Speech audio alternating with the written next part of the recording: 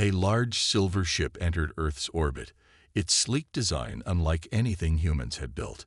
Inside, two alien representatives from the Galactic Confederation prepared to meet with Earth's delegation. This visit would determine if humans were ready to join the vast community of spacefaring species. Zarthul adjusted his breathing apparatus and looked at his colleague Helvex, another primitive world seeking protection.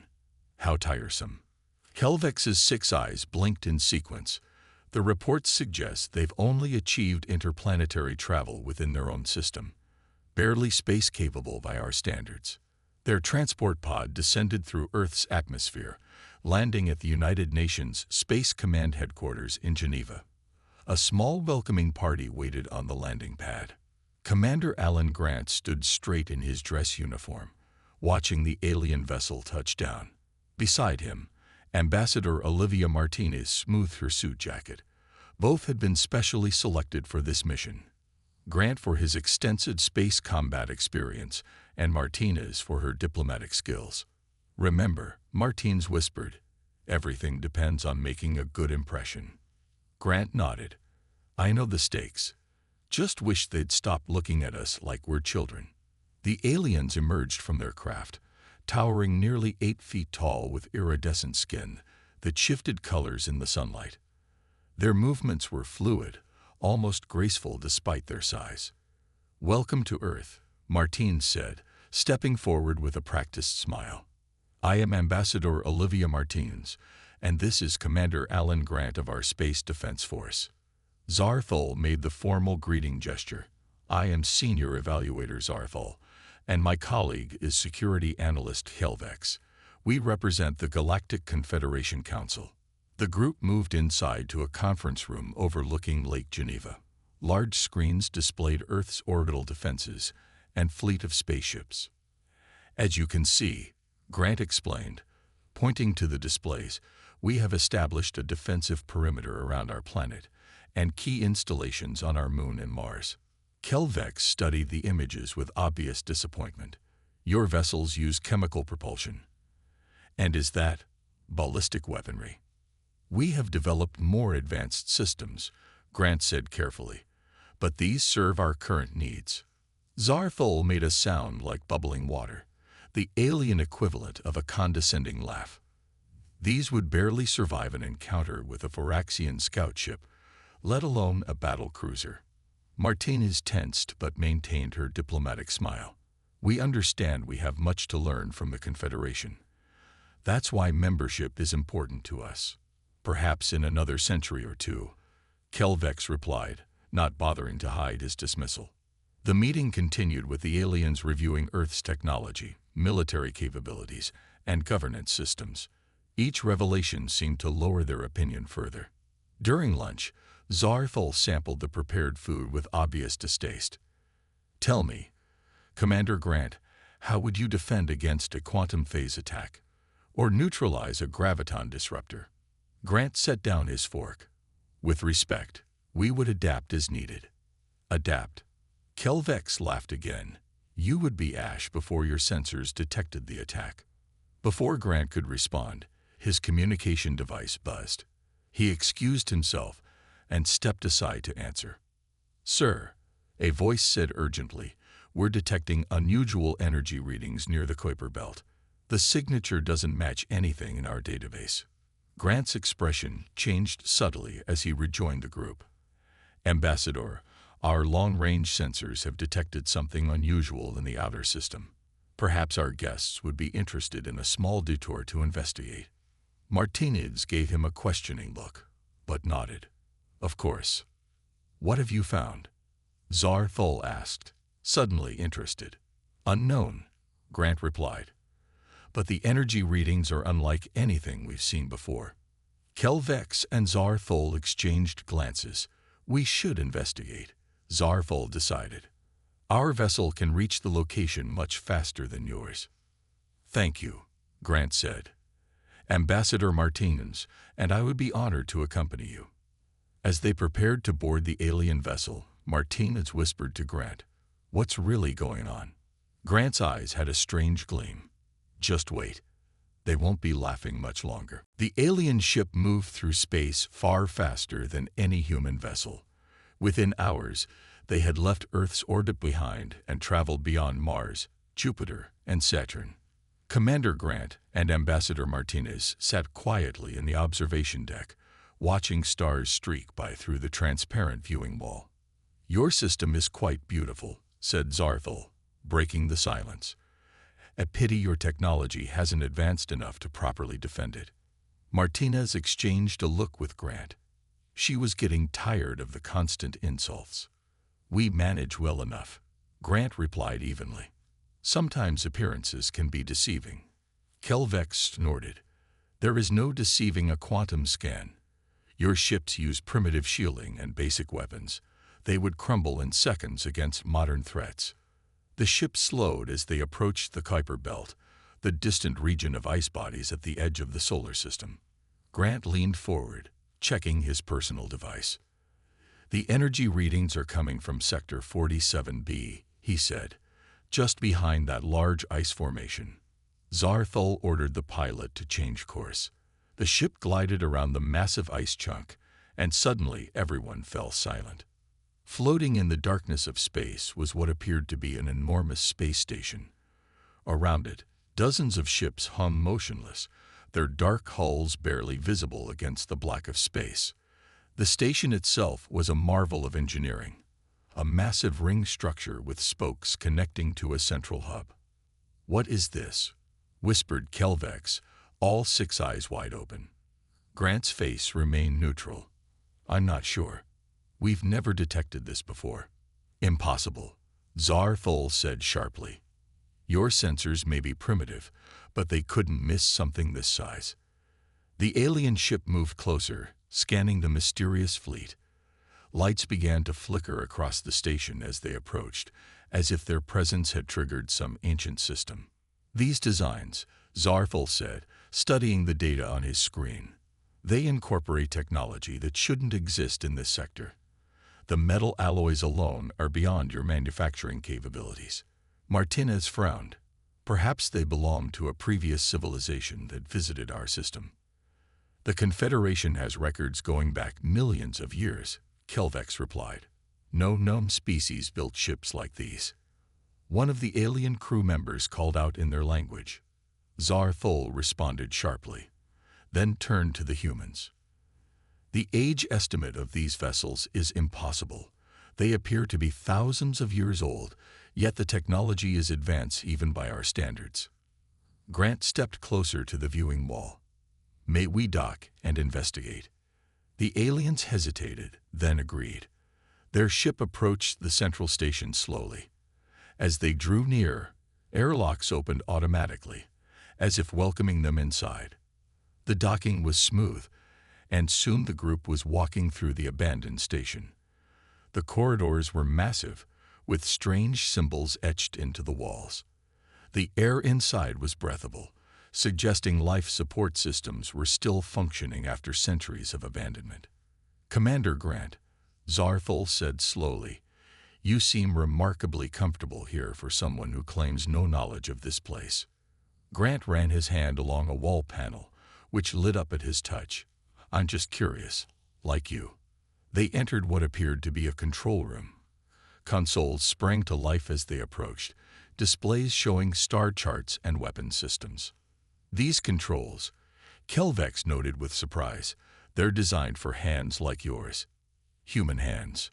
Martinez caught Grant's eye. He gave her the slightest nod. "Perhaps," Grant said carefully, "this station recognized compatible life forms and adapted." Zarthal wasn't convinced. "Or perhaps you know more than you're telling us." Before Grant could respond, an alarm blared throughout the station.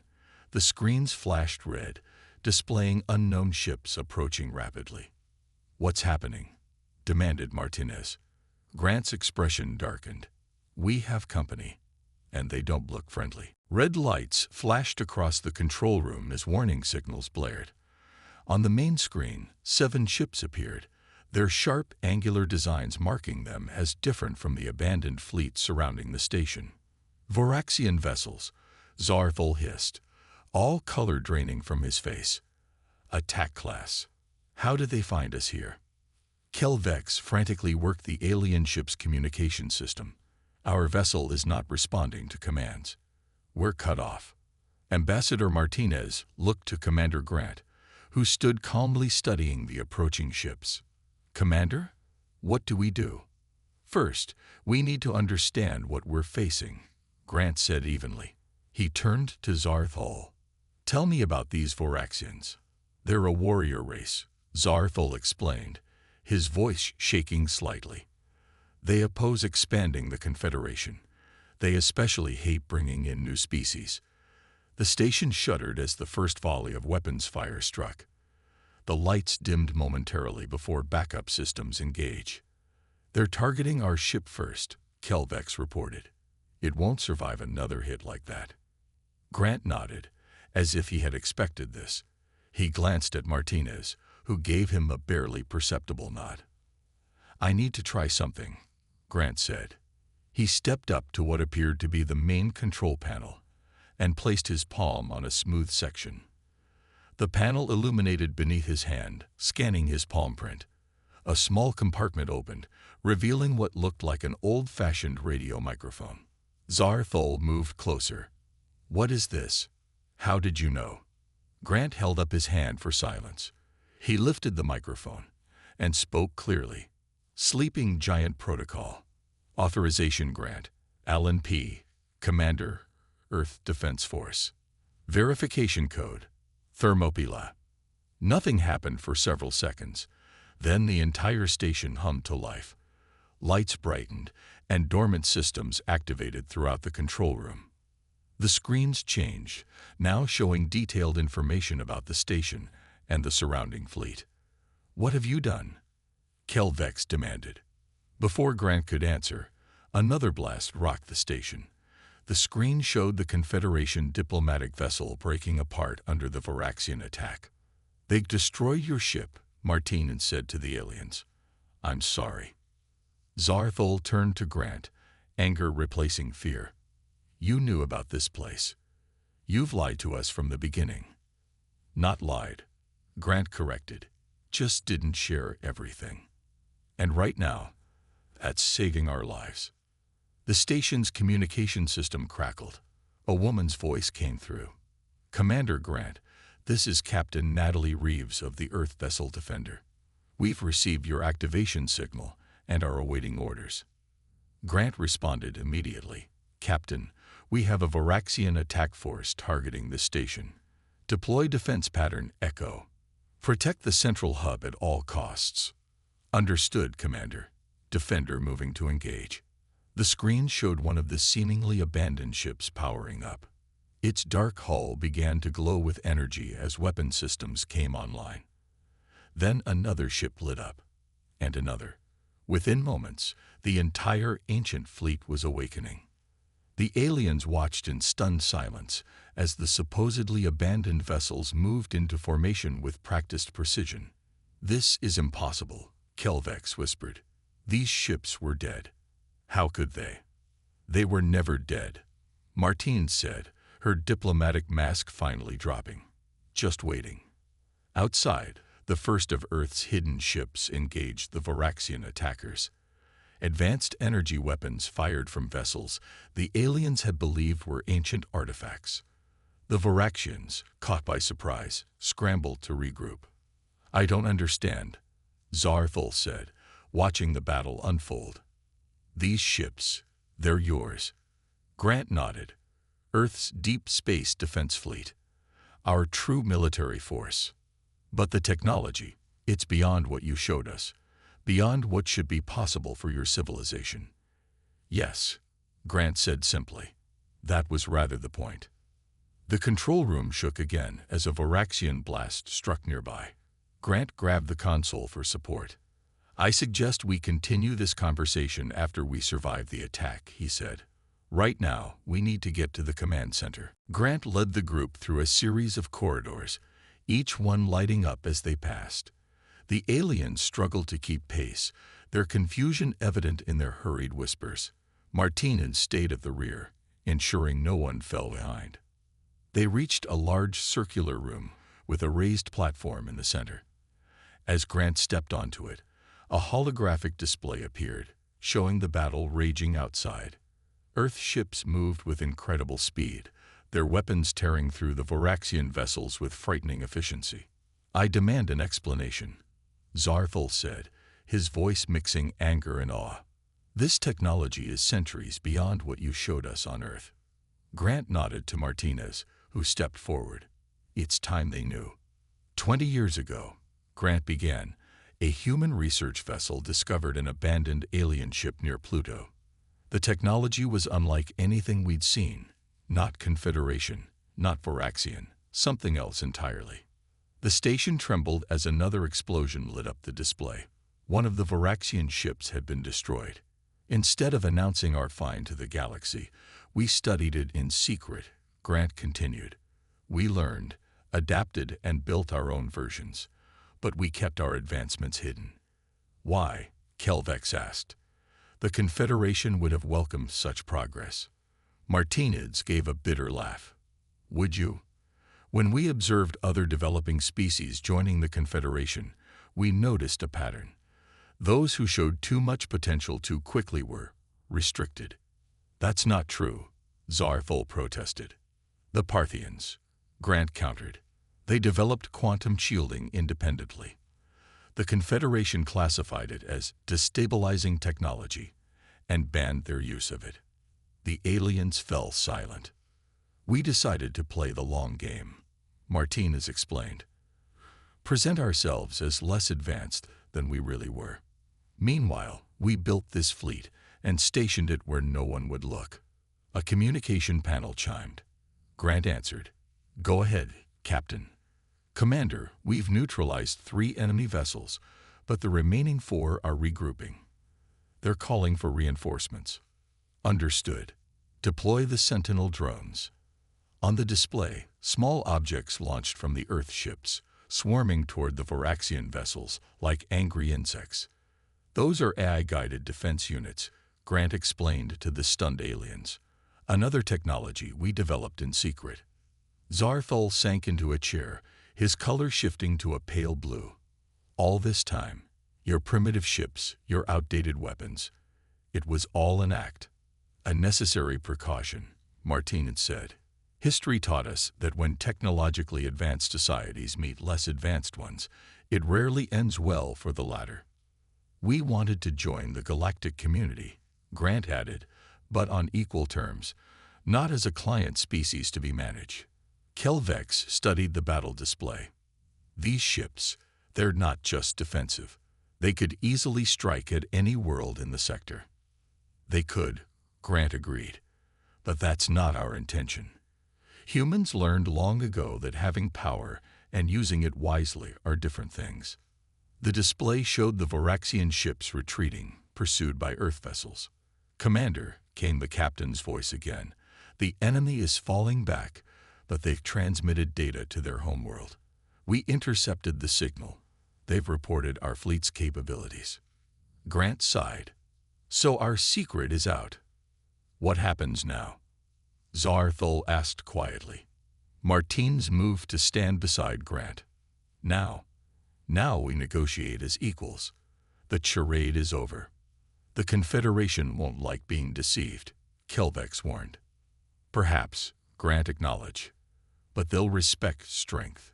And now they know we have it." The holographic display showed Earth's ships regrouping, their advanced hulls gleaming in the distant sunlight. The Voraxian threat had been neutralized, at least for now. "Your evaluation of Earth's readiness for Confederation membership," Martinez said with a slight smile, "may need revision." Zarthul looked at the humans, seeing them truly for the first time. "Yes," he agreed slowly, "I believe it will." Outside, the ancient fleet, humanity's hidden guardians, moved into defensive positions, no longer pretending to be relics of a forgotten past. The command center buzzed with activity as Captain Heather Murphy's voice came through the communication system. Her face appeared on one of the larger screens, her expression focused and determined. "Commander Grant, this is Captain Murphy aboard the Defiance. We've established a defensive perimeter around the station. The Varaxian ships are regrouping at the edge of the Kuiper Belt. Grant nodded. Good work, Captain. What's their status? 3 destroyed, 2 heavily damaged, and 2 appear to be calling for reinforcements. Our long-range sensors indicate a larger force may be assembling about 2 light hours away. Zarthol stepped forward, still visibly shaken by the revelations. If the Varaxian Empire sends a full battle group, even your impressive ships won't stand a chance. Grant turned to the alien diplomat. Perhaps you underestimate us again. On the holographic display, the Earth fleet moved with precision into a new formation. The ships resembled arrowheads, their dark hulls now glowing with energy patterns that shifted and changed as power flowed through them. Lieutenant Ben Jackson, report status. Grant commanded. A young man's voice filled the room. Fighter Squadron Alpha ready for deployment, sir. Neural interfaces online and synchronized. Martinez explained to the aliens, our pilots connect directly with their ships through a mental link. It allows for reactions faster than physical controls could ever permit. Kelvex's 6 eyes widened. Such technology is experimental even in the most advanced Confederation research facilities. For us, it's standard equipment, Martins replied simply. The display showed smaller craft launching from the larger ships, moving in tight formations toward the regrouping Varaxian vessels. The fighters moved with impossible speed and coordination, almost as if they were a single organism rather than separate crafts. Lieutenant Jackson, execute pattern Hydra, Captain Murphy ordered. The fighters broke formation, then reformed into 5 distinct groups that approached the Varaxian ships from different angles. The enemy vessels fired desperately, but the human fighters moved too quickly, evading the energy blasts with ease. Neural piloting, Grant explained with a hint of pride. The ships respond to thought faster than any manual control could. The human fighters struck in perfect synchronization, targeting specific points on the Varaxian vessels. Weapons that looked like concentrated lightning bolts lashed out, cutting through the enemy shields. Graviton disruption beams, Martins said, noting the aliens' shocked expressions. They create localized distortions in space-time, weakening shield harmonics. On the main screen, one of the damaged Varaxian ships exploded in a brilliant flash of light. The second soon followed. The remaining 2 larger vessels turned and accelerated away, fleeing the battle. Should we pursue? Captain Murphy asked. Grant considered for a moment. Negative. Let them go. They'll bring back stories of what they faced here. A new alert sounded through the command center. A crew member's voice reported, Commander, we've detected a subspace transmission from the retreating Varaxian vessels. They've called for their main fleet. Zarthol stepped forward, his color now a pale gray. This is worse than I feared. The Varaxian Empire will see this as a challenge. They will send everything they have. Grant remained calm. How many ships should we expect? Dozens, perhaps hundreds, Kelvex answered. Their entire 3rd battle group could arrive within hours. Instead of showing concern, Grant smiled slightly. He pressed a button on the command console. Admiral Foster, this is Commander Grant. The situation has escalated. We need to deploy Phase 2. A gruff voice responded. Understood, Commander. The 2nd Fleet is already moving into position. The Varaxians won't know what hit them. The holographic display zoomed out, revealing dozens more Earth ships emerging from hiding places throughout the Kuiper Belt. These vessels were even larger than the first group, their designs more aggressive. You have a 2nd Fleet? Zarthol asked in disbelief. Grant nodded. What you've seen so far is just our rapid response force. The main battle group has been waiting in reserve. Captain Murphy's voice came through again. Commander, the enemy reinforcements will be here in approximately 40 minutes. Perfect, Grant replied. That gives us time to prepare a proper welcome. 3 days after the battle, the Earth delegation sat across from the Confederation representatives in the Grand Council chamber of the Galactic Confederation headquarters. The massive room, with its vaulted ceilings and walls of shifting light, had been designed to humble visitors. Today, however, The human showed no signs of being impressed. Commander Grant and Ambassador Martinez were joined by Admiral William Foster, a stern-faced man with gray hair and eyes that had seen countless battles. Across from them sat not just Zarthol and Kelvex, but the full Confederation Diplomatic Council. 12 aliens from different worlds, each watching the humans with newfound wariness. The High Counselor, a tall being with crystalline features named Vexinar, spoke first. The events in the Sol system have created a significant diplomatic situation. The Varaxian Empire has formally protested what they call an unprovoked attack on their vessels. Unprovoked. Admiral Foster's voice remained controlled but carried an edge of steel. Their ships fired first, destroying the Confederation diplomatic vessel and endangering the lives of your own representatives. Zarthol shifted uncomfortably. That is accurate. We would not be alive if not for the human hidden defenses. Vexinar's crystal features glimmered as he turned toward the humans, which brings us to the matter at hand. Earth has concealed advanced military technology while presenting itself as a developing world. This deception violates numerous Confederation protocols. Martinez leaned forward. With respect, Counselor, we sign no protocols. Earth was not yet a member of the Confederation. We were under evaluation. An evaluation you deliberately manipulated, another counselor interjected. We presented ourselves cautiously, Martins replied. Given the history we've studied of other species who joined the Confederation, can you blame us? The council chamber fell silent. Grant noted how several counselors avoided meeting the human's gaze. What exactly does that mean, Ambassador? Vexinar asked quietly. Admiral Foster answered instead. It means we've observed how the Confederation treats species who show too much promise too quickly. The Parthians, the Zol Collective, the Mendari Republic, all had their technologies restricted or their military capabilities limited after joining. Those were special cases, a counselor began. They were potential rivals, Foster cut in. We studied your history. The Confederation promotes peace, yes, but it also ensures no new member grows powerful enough to challenge the established order. Vexinar's crystalline form darkened slightly. And so you built a secret fleet, one capable of destroying a Varaxian battle group. We built a deterrent, Grant explained. We wanted peaceful integration with the galactic community, but we weren't willing to surrender our independence or security to achieve it. A new counselor spoke up, her voice melodious despite her harsh words.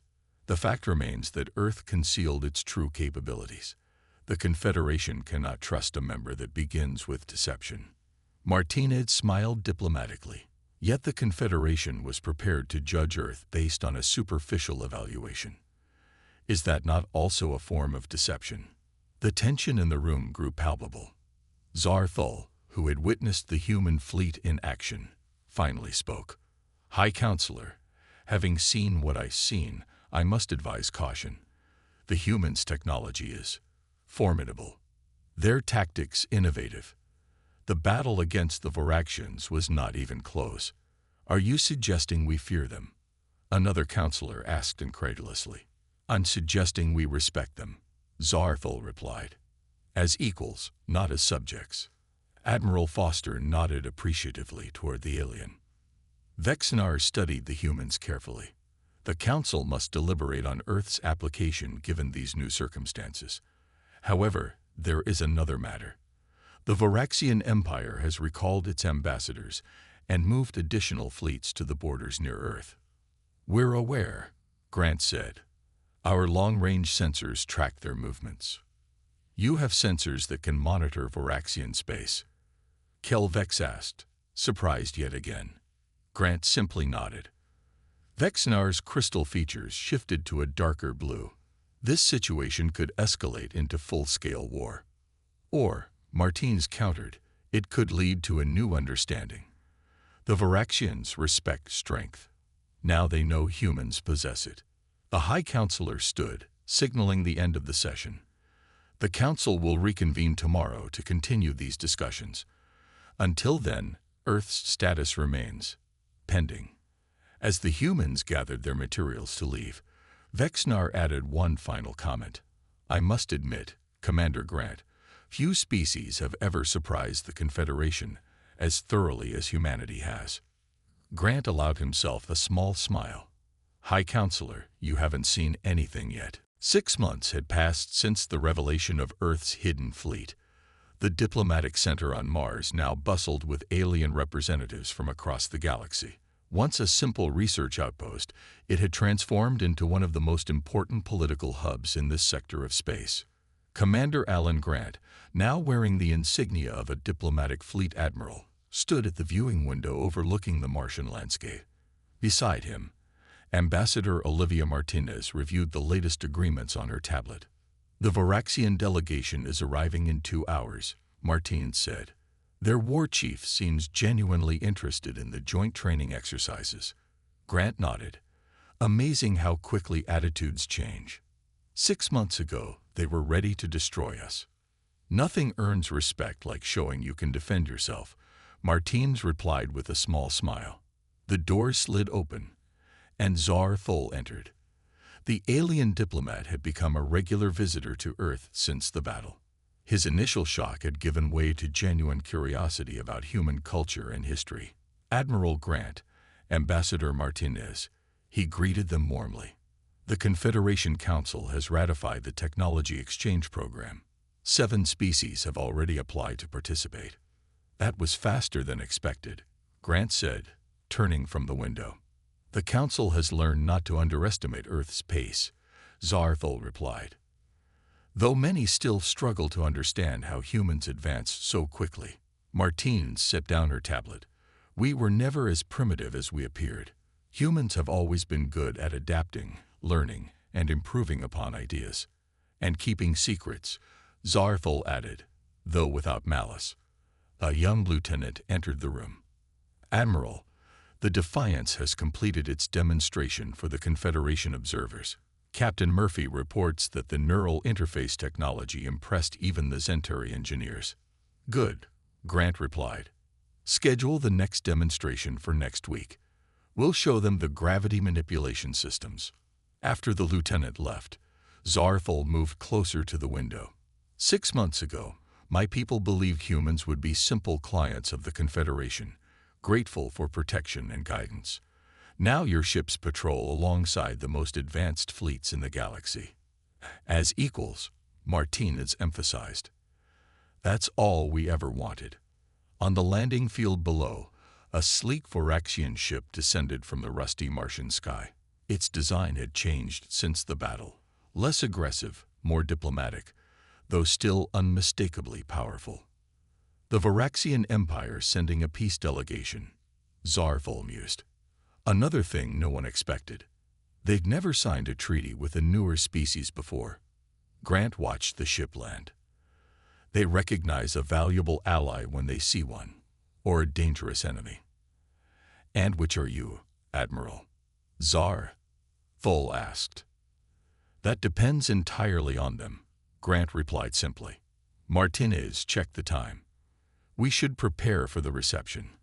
The Varaxian war chief is bringing his entire family, a significant honor in their culture." As they walked through the corridors of the diplomatic center, they passed training rooms where human instructors taught alien engineers about Earth's technologies. In other rooms, alien scientists shared their knowledge with eager human students. The Joint Defense Initiative has already attracted 27 member worlds, Zar Thol commented. "More than any similar program in Confederation history." "People respect innovation," Grant said, "and we've promised to share rather than hoard our discoveries."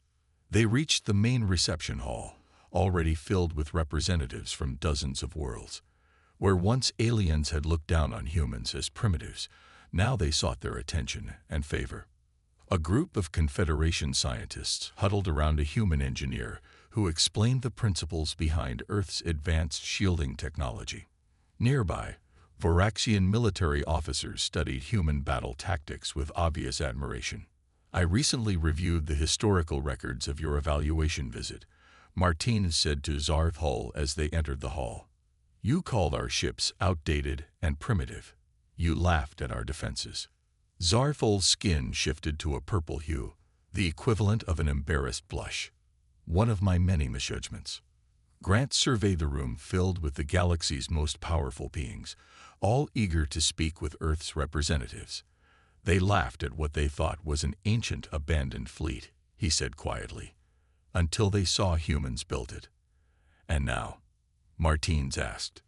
Now, Grant said, watching as the Varaxian war chief entered the hall. No one's laughing anymore. 2 years after Earth joined the Galactic Confederation, the planet had transformed. Alien architecture now blended with human designs in major cities. Ships from dozens of worlds filled Earth's skies, bringing visitors, diplomats, and traders eager to experience the newest power in the galaxy. Admiral Grant walked through the newly constructed Earth Space Academy in what was once the Rocky Mountains. Beside him strode War Chief Katzak of the Varaxian Empire, an imposing figure whose scarred face and sharp teeth had once struck fear into humans. Now, they walked as colleagues. Your training facilities are impressive, Katzak rumbled, watching human and alien cadets practice combat simulations together. Very different from how we train our warriors. We believe in combining mental and physical preparation, Grant explained. Combat isn't just about strength or weapons. They stopped at a large window overlooking a massive hangar where engineers from 15 different species worked on a new class of vessel. Its sleek design incorporated elements from multiple worlds' technologies. The Unity project progresses well, Katzak observed. My engineers speak highly of working with humans. They say you question everything, never accepting that's how it's always been done, as an answer. Grant smiled. It's our nature to be curious, sometimes annoyingly so. In another section of the academy, Ambassador Martinez led High Counselor Vexnar through the historical wing. Displays showed Earth's journey from its first simple rockets to its current position as a galactic power. This exhibit is particularly interesting, Martins said, stopping before a holographic display showing Earth's primitive fleet that had first greeted the Confederation delegates alongside the hidden advanced fleet revealed later. A reminder of your clever deception, Vexnar noted, crystal features shifting colors slightly. We prefer to call it strategic caution, Martins replied with a diplomatic smile. This display serves as a lesson to our students about appearances versus reality. Vexnar studied the images. The Confederation has changed since your arrival, Ambassador. Some say for better, others for worse. Change is inevitable, Martins said. We simply accelerated it. Across the Academy grounds, in a quiet garden designed to accommodate beings from all worlds, Captain Heather Murphy met with alien commanders whose ships had once faced hers in battle. Now they shared strategies and stories as allies. The neural interface system you demonstrated last month has revolutionized our approach to fleet coordination, said a Varaxian captain. My pilots have reduced reaction time by 60%. Murphy nodded. And we've integrated your energy distribution methods into our new shield designs. Better together than apart. Inside the Academy's main research center, Lieutenant Ben Jackson guided a group of young aliens through a demonstration of Earth's fighter simulation. The key is thinking of the ship as an extension of yourself, he explained as a young Zentari student struggled with the controls. Don't try to move the ship. Imagine yourself moving, and the ship will follow. The student closed his eyes, and suddenly the simulator responded perfectly, executing a complicated maneuver. I did it, the young alien exclaimed. You're a natural, Jackson said with genuine encouragement. At the end of the day, Grant and Martinez met in the Academy's observation tower, watching the sun set behind Earth's first orbiting diplomatic station, a massive structure where representatives from hundreds of worlds now lived and worked. Did you ever imagine this 2 years ago? Martins asked, gesturing to the bustling activity below. Not exactly, Grant admitted. I thought we'd be respected, but this level of integration, it's beyond what I hoped for. A communication alert sounded. Grant answered to find Admiral Foster's face on the screen. The long-range exploration fleet has returned from the galactic rim, Foster reported. They've discovered something unusual, something that might explain where the technology we found 20 years ago originated from. Grant and Martinez exchanged glances. How unusual? Grant asked. They found ruins of an ancient civilization, millions of years old. And Admiral, Foster paused, his expression grave. There are signs they were human. Grant looked out at the stars beginning to appear in the darkening sky. It seems our journey is just beginning. It always was, Martins replied. Humanity's greatest strength isn't our technology or our fleet. It's our endless curiosity, Grant finished. Our need to explore, understand, and improve. Below them, the lights of the Academy glowed brighter as night fell, a beacon of cooperation and innovation in a galaxy forever changed by humanity's arrival.